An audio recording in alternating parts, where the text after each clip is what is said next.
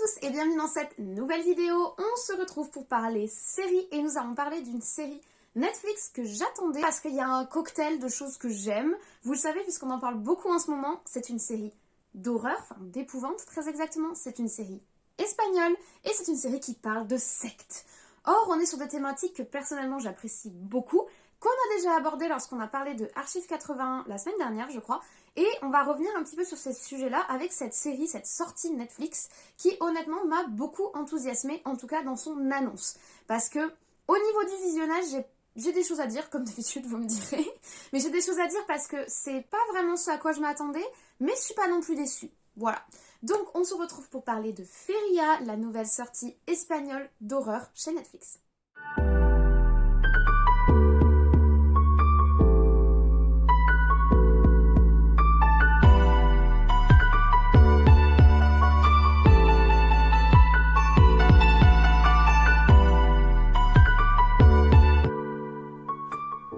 Alors, Feria, de quoi parlons-nous? Feria est une série Netflix de type thriller épouvante. J'ajouterais adolescent ou ambiance adolescente. Netflix le fait très souvent, mais je l'ajouterais dans les genres parce que ça fait vraiment partie de l'identité de la série. Alors, au niveau de l'épouvante, on va également approcher pas mal le fantastique. Donc, c'est une série qui est un petit peu carrefour entre les genres et c'est totalement assumé par Netflix et assumé par les réalisateurs qui sont à l'origine de cette série.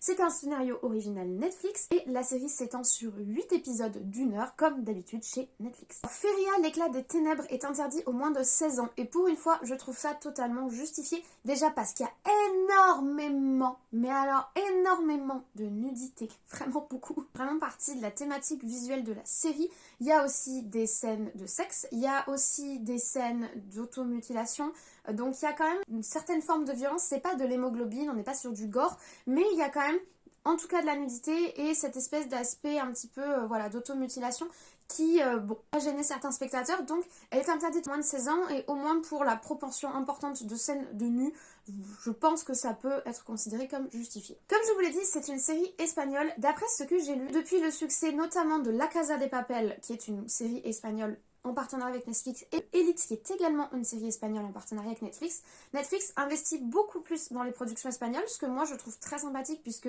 le cinéma espagnol est un cinéma qui a vraiment quelque chose à dire, je trouve. Il y a vraiment une esthétique, il y a vraiment des thématiques intéressantes, notamment autour de l'épouvante et de l'horreur, mais pas seulement. Et je suis contente que Netflix donne les moyens à des réalisateurs espagnols. Je sais qu'on crache beaucoup sur l'industrie du cinéma de type Netflix, parce qu'on y préfère l'industrie classique, on va dire. Mais l'industrie classique est totalement dominée par le monde américain, en tout cas en Europe. On va avoir des grands pôles, on va avoir le pôle de Bollywood, le pôle américain. Alors le pôle chino-asiatique, on va dire, qui est un petit peu plus obscur et qui atteint moins l'Europe. Mais voilà, le fait qu'il y ait des pôles comme ça centrés sur certains pays et certaines identités culturelles, ça fait que le cinéma est assez homogène. Et le fait que Netflix utilise sa puissance financière pour financer des cinémas comme le cinéma espagnol ou comme d'autres, je trouve ça intéressant d'avoir le choix en fait et permettre à des réalisateurs et à d'identités et des pays différents de pouvoir s'exprimer, de pouvoir apporter quelque chose sur la plateforme. Moi je trouve ça très sympathique et je suis d'autant plus contente qu'ils investissent dans le cinéma espagnol puisque c'est un cinéma qui personnellement me parle. Et là ils ont fait l'alliance entre deux réals du cinéma espagnol, l'un qui s'est, on va dire, fait connaître notamment le succès de la série Elite, donc il s'est fait connaître au sein de la brand Netflix, c'est Carlos Montero. Donc Carlos Montero, il est derrière Netflix, il est aussi derrière des petites productions espagnoles, mais on va dire que ces grosses productions sont surtout derrière la bannière Netflix. On va également avoir Agustín Martínez, qui lui est un ponte du thriller espagnol, qui a notamment fait le film Monte Perdido, désolée pour ma prononciation espagnole, je m'excuse, qui a été pas mal reconnu. Il a fait toute une série de thrillers. On va dire que lui, c'est vraiment plus le suspense qui est sa spécialité, et l'alliance de ces deux réalisateurs fait que effectivement on va avoir une série qui a, comme je vous dis, qui n'a pas vraiment un genre défini. On a du thriller, on a un aspect un peu plus adolescent comme dans Elite, on va avoir un aspect un petit peu épouvante, un aspect un petit peu fantastique, donc voilà. C'est une série qui est différente, on va dire, à la fois qui fait écho à plein de choses et qui est différente du fait de cette espèce de multiple identité qu'elle va nous présenter. Au niveau du casting, on retrouve Carla Campra, que moi j'ai connue dans le film Véronica, qui est un film d'horreur que j'ai beaucoup aimé, que j'ai trouvé très sympathique sur, on va dire, la possession, le Ouija, tout ça. Donc je suis contente de la retrouver. Alors par contre, voilà, que ce soit elle ou tous les autres acteurs de la série, on est sur un jeu très inégal. Il y a des moments ça va, mais il y a des moments ça va pas du tout. Je pense notamment au début de l'épisode 1, où elles sont dans la voiture, elles sont en mode ah t'es bourré, non c'est toi qui es bourré, ah je suis bourré. J'ai vu ça, j'étais en mode oh si c'est comme ça pendant tout le long, ça va être long. Heureusement, Il y a des moments où on a un jeu un peu plus honnête, on va dire, et qui colle un peu plus à la réalité, mais je sais pas, des fois on tombe dans une espèce... C'est comme s'il marchait au bord du gouffre, et des fois, il tombe dans le jeu médiocre, type le jour où tout a basculé, vous voyez. C'est inégal, mais globalement, c'est pas si gênant que ça. On va dire que la majorité des acteurs adultes de la série maintiennent un petit peu le niveau, et pour les adolescents, c'est assez inégal. Et c'est surtout en fait dans les scènes un petit peu entre amis, ou les scènes couple, qui vont être dans le cliché, alors que justement dans les scènes un peu plus d'épouvante ou un peu plus où on fait avancer le thriller, là ça passe, donc je sais pas, ça vient peut-être de la direction d'acteur, j'en ai aucune idée, mais en tout cas ça m'a fait penser au travers de la série Elite qui m'a totalement empêché de regarder cette série parce que en plus de pas être accroché à l'intrigue très bizarre qui m'a pas plu, et les jeux d'acteurs c'était pas possible pour moi, donc voilà, disons qu'on retombe de temps en temps dans ces travers, mais ça va. Donc je vous ai parlé de Carla. Il y a également Anna Tomeno qui va jouer sa sœur à l'écran, alors elle s'est pas vraiment soulignée dans la production en particulier, et on va également retrouver Isaac Feritz qui a notamment joué dans la série en 2 saisons Nightfall qui parle des Templiers. Alors j'avais regardé la première saison, j'ai pas regardé la deuxième, j'avais plutôt accroché, bon c'était pas transcendant mais ça allait, et donc on le retrouve dans cette série. Globalement, je suis désolée d'avoir à vous le dire, les acteurs espagnols, je les connais pas particulièrement bien, mais parce que ce cinéma n'arrive pas forcément jusqu'à nous. Je connais Clara Camprà parce qu'elle est dans un film d'horreur que j'apprécie, mais pour les autres, je savais pas trop à quoi m'attendre. J'ai pas été déçue, mais on n'est pas... Voilà, c'est inégal. Feria, l'éclat des ténèbres, ou Feria, la luz más oscura de son titre original, c'est une série qui se passe dans la ville de Feria. On est bien. Ça se passe dans la ville de Feria et on va connaître une intrigue qui commence en 1975 et qui va ensuite se dérouler en 1995. Donc, les principaux acteurs et la principale intrigue se passent en 95 et c'est eux qu'on va suivre, mais de temps en temps on va avoir des flashbacks qui se passent en 1975. Que se passe-t-il dans cette ville de Feria? C'est une petite ville espagnole d'Andalousie, super jolie, super mignonne, d'ailleurs les images sont très belles, j'aime beaucoup le lieu, la localité qu'ils ont choisi pour tourner. Et dans cette ville il y a une mine désaffectée parce qu'il y a du méthane dedans et que du coup il n'y a pas d'oxygène et qu'on peut respirer, c'est dangereux. Voilà, et dans cette mine il se passe des choses mystérieuses. On voit rapidement qu'en 75 il s'est passé quelque chose, une explosion, mais on n'en sait pas plus. Et ensuite, on arrive en 95, premier épisode, nos jeunes adolescents, les jeunes adolescents de la ville vont faire la soirée du moment, la soirée de l'été sur la plage, au bord de la rivière, et pendant ce temps-là, les parents disparaissent. Et où ils vont? Ils vont dans la mine, ils ressortent à poil quelques heures plus tard, oui, à poil, je vous ai dit qu'il y avait de la nudité, donc quelques heures plus tard, ils en ressortent à poil, et quand on les retrouve le lendemain matin, ils sont tous morts, à côté de la mine. Et c'est là que débute notre enquête pour essayer de comprendre ce qui s'est passé, et surtout, qu'est-ce que sont devenus les parents des deux filles, des deux protagonistes principales, des deux héroïnes, parce que parmi tous les cadavres, on n'a pas retrouvé leurs parents, alors que leurs parents font partie du groupe qui était devant la mine ce soir-là. On va suivre à la fois la descente aux enfers de ces gamines qui ne savent pas ce que sont devenus leurs parents sont accusés d'avoir tué tous les autres, donc voilà, on va avoir un petit côté... petite vie du village, petit village un petit peu arriéré qui rapidement va accuser les deux gamines de choses, ça veut rien en fait les pauvres, et ensuite on va avoir l'enquête avec du coup les policiers locaux en confrontation on va dire avec les policiers qui vont venir de la grande ville pour enquêter sur cette affaire quand même majeure. On est sur 43 morts à poil devant une mine, donc intriguant. Voilà le scénario. Alors, va y avoir une dimension un peu fantastique, va y avoir une dimension un peu épouvante, ça se passe dans les mines, et il va y avoir une petite dimension un petit peu secte, symbolique, mystérieuse, bref, tout ce que j'aime. Donc on est sur un cocktail qui personnellement, moi, me séduit. En plus, je suis super contente parce qu'au niveau de l'image, on a une image qui est super crue. On a des cadavres à poil, on les voit.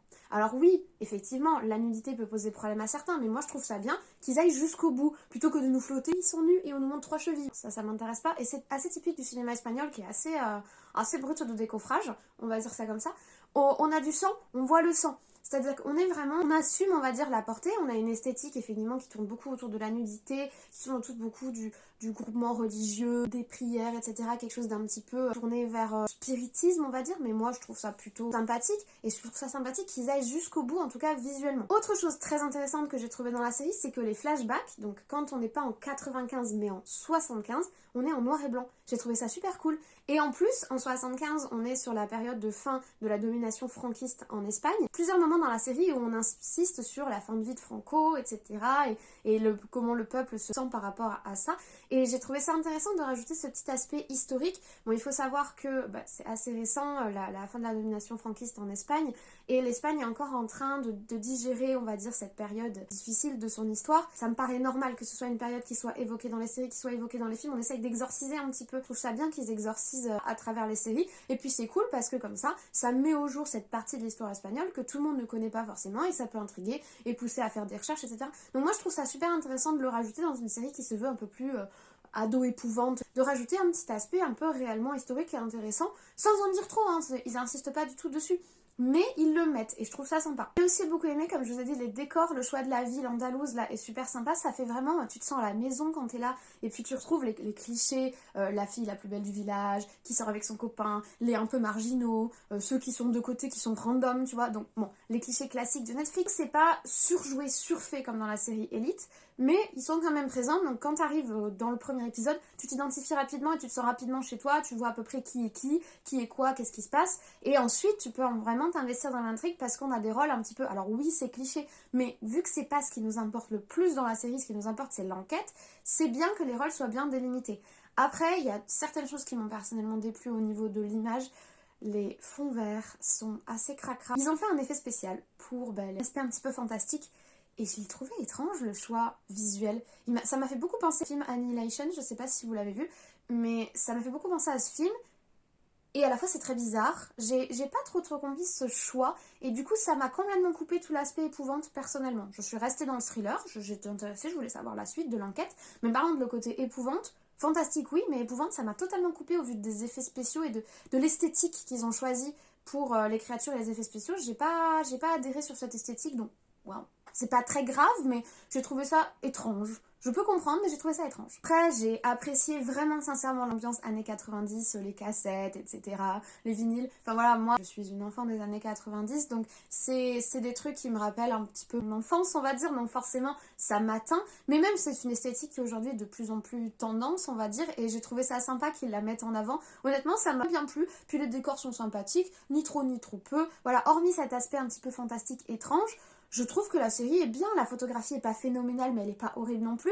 Il y a des petits clins d'œil, un des héros on va dire qui fait du cinéma amateur et qui a fait son propre mini-film d'horreur hyper années 90 si vous voulez. Donc il y a plein de petits clins d'œil un peu sympas que j'ai trouvé plutôt bien.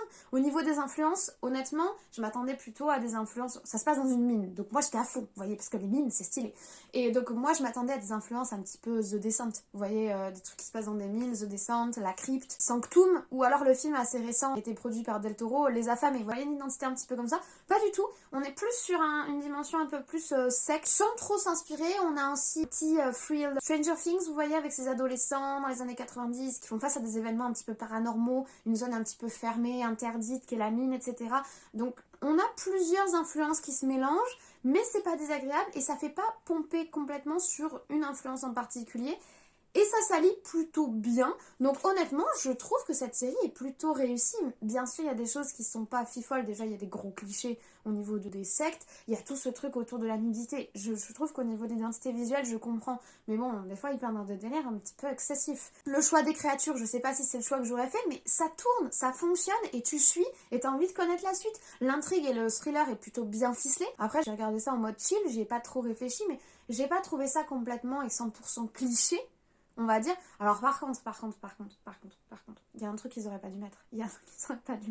Un fond vert qui se passe dans un espèce de monde un petit peu fantastique. Ça ils auraient pas dû. Parce que tous ces moments où ça se passe là, tu décroches complet. Tous les moments où on voit ce fameux visuel, ce fameux plan, moi j'ai décroché complet. Je décrochais complètement. Mais bon, hormis ça, je trouve que globalement, la série fonctionne plutôt bien. On est sur du sectarisme très ésotérique classique, on est sur des gros tarés, on est sur des personnages quand même un petit malaisants, vous voyez, on a quand même une dimension malaisante. On est sur la petite ville de campagne un petit peu fermée, où on se dit pas tout, où il y a des secrets, etc. Moi, j'ai accroché, honnêtement, j'ai accroché. C'est pas la meilleure série de l'année, mais j'ai accroché. Maintenant, il y a des choses qui restent sans explication, et au niveau de la fin est très ouverte. Alors moi, j'ai bien aimé la fin. Honnêtement, moi j'ai aimé la fin et j'aimerais que ça s'arrête là parce que je suis le genre de personne qui aime quand une série ou un film se termine en suspens. Mais on voit clairement que ça se termine comme ça parce que on a envie de faire une suite. Alors apparemment, d'après les réalisateurs, 2 saisons supplémentaires sont déjà globalement scriptées dans les grandes lignes. Donc on aurait 3 saisons prévues pour Feria. D'après le succès actuel de la série qui est dans le top France et magie du montage, je viens d'aller chercher un colis et je suis super essoufflée, j'aurais pas dû courir. Bon, reprenons. Donc je vous disais que la série a un certain succès, en tout cas en France et en Espagne, elle est dans le top 10 visionnage. Donc il est très possible qu'une saison 2 soit confirmée et donc potentiellement également une saison 3, d'après ce qu'ont dit les réalisateurs. Alors honnêtement, Au vu de ce qu'augure la fin de la saison 1 qui finit un peu à la Stranger Things avec en gros un gros cliffhanger qui annonce du lourd pour la suite, donc à voir honnêtement. Je pense que je regarderai. Après, évidemment, il y a le gros risque que ce qui fait un petit peu le charme de la série pour le moment disparaisse si on fait une suite. La série pour le moment elle est un petit peu différente, un petit peu originale. Certes, il n'y a pas tout qui fonctionne, certes les effets spéciaux sont un petit peu bizarres, le choix esthétique est étrange, mais ça tourne parce que ça fait un moment qu'on n'a pas eu une série qui parle de secte de cette façon-là, donc forcément ça intrigue. Après, il y a aussi l'effet binge-watch, honnêtement.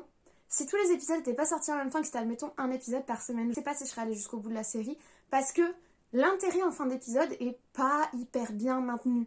Maintenant, Netflix, ils sont pas obligés d'avoir à chaque fois un espèce de relan de fin d'épisode pour faire en sorte que leurs viewers continuent, puisque eux, leur principe, c'est de lâcher tous les épisodes en même temps. C'est pas la même façon de construire une série que d'autres séries qui ont besoin de créer en fait une attente chez leurs viewers à la fin de l'épisode pour qu'ils reviennent la semaine suivante. Netflix, ils ont vraiment ce besoin-là. Donc le rythme d'une série Netflix est différent du rythme d'une série classique. Voilà, en tout cas, je l'ai regardée, j'ai passé plutôt un bon moment. La série est pas exceptionnelle, mais elle est sympathique. Est-ce que je vous la recommande? Oui, si la thématique de l'ésotérisme, des sectes et des trucs chelous qui se passent dans des grottes vous intéresse, comme moi, c'est pas forcément votre cam de base. Le petit côté ado, le petit côté jeu d'acteur inégal et le petit côté effets spéciaux fantasy étrange peut dégoûter, peut ne pas donner envie d'aller plus loin. Dégoûter non, mais peut ne pas donner envie d'aller plus loin et peut vous inciter à aller voir autre chose. Donc ça dépend de vos goûts. Moi en tout cas je l'ai regardé, j'ai passé un plutôt bon moment. S'il me propose une suite, je verrai ce qu'il tente, ce qu'il propose dans la suite. Mais évidemment avec ce petit attention, il y a des bémols, c'est pas parfait. Voilà, c'était mon avis sur Feria, je vous remercie de l'avoir suivi. N'hésitez pas à laisser en commentaire votre avis sur la série ou sur la vidéo. Est-ce que vous avez envie de la voir? Est-ce que vous l'avez vue? Est-ce que vous en attendez quelque chose? Est-ce que vous la connaissiez ou pas? Ce genre de choses. En tout cas, moi je prends toujours plaisir à vous répondre, quel que soit le sujet. J'apprécie aussi beaucoup les propositions de visionnage que vous me faites, ça fait très plaisir. J'ai une liste longue comme une autoroute qui mène à Paris de films à regarder, mais bon, c'est au moins quand je sais pas quoi regarder le soir, je lance quelque chose de la liste. Ça me permet de pas forcément tomber sur des déceptions comme j'en ai eu pas mal ces derniers temps, mais bon en ce moment vous savez qu'il n'y a rien de cinéma, c'est un peu la cata, donc on fait avec ce qu'on a, voilà. Moi je vous retrouve toujours avec autant de plaisir, je suis ravie de faire ces vidéos, je suis ravie de voir que la chaîne plaît, que les vidéos plaisent, je suis ravie de voir vos abonnements qui sont de plus en plus nombreux et ça me touche énormément. Et écoutez, je vous souhaite une très bonne journée, une très bonne semaine comme toujours, de très très bons visionnages et je vous dis à très vite.